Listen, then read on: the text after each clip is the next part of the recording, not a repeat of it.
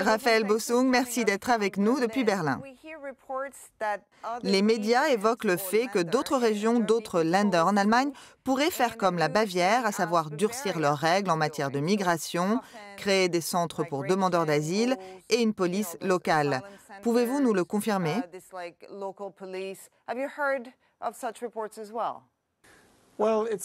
Eh bien, la situation est complexe. Il y a 16 Länder en Allemagne et ils ont chacun un profil différent. Certains Länder gouvernés par les conservateurs sont proches de la position bavaroise, en particulier dans l'Est.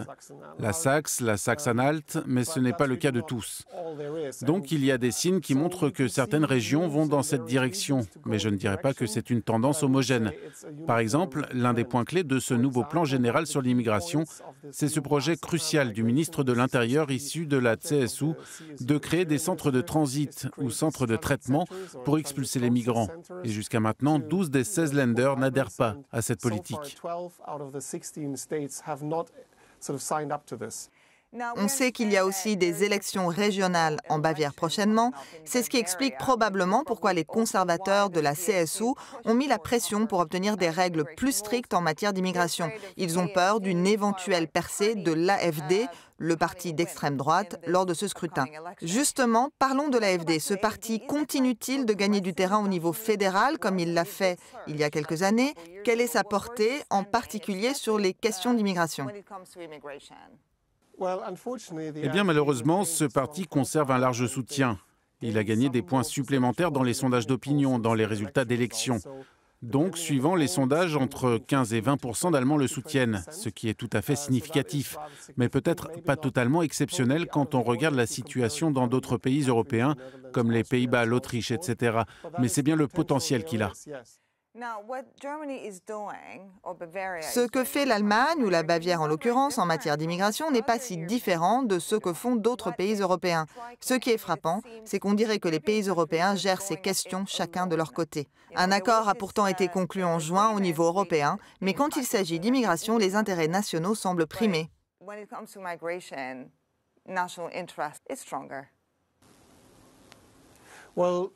Eh bien, le sommet européen fin juin a abouti à un compromis très superficiel, uniquement inscrit sur le papier.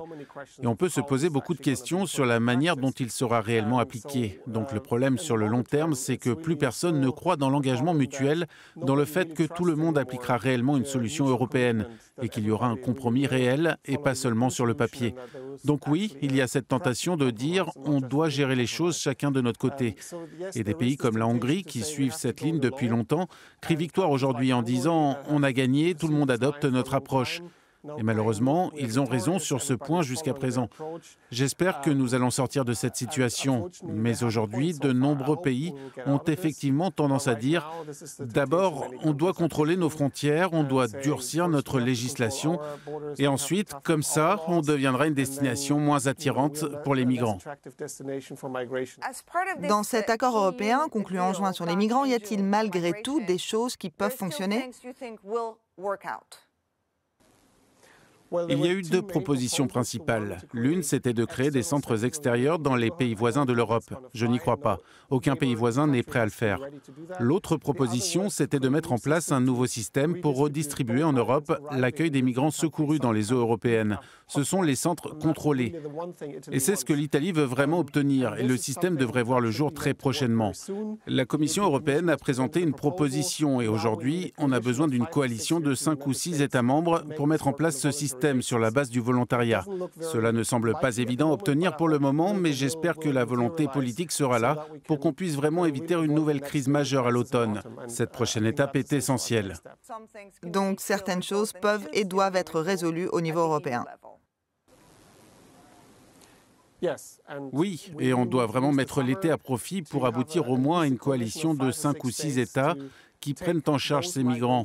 Et d'ailleurs, ils ne sont plus tant que ça arrivés par bateau en Italie, en Grèce, en Espagne, et pour les répartir d'une nouvelle manière. Merci beaucoup.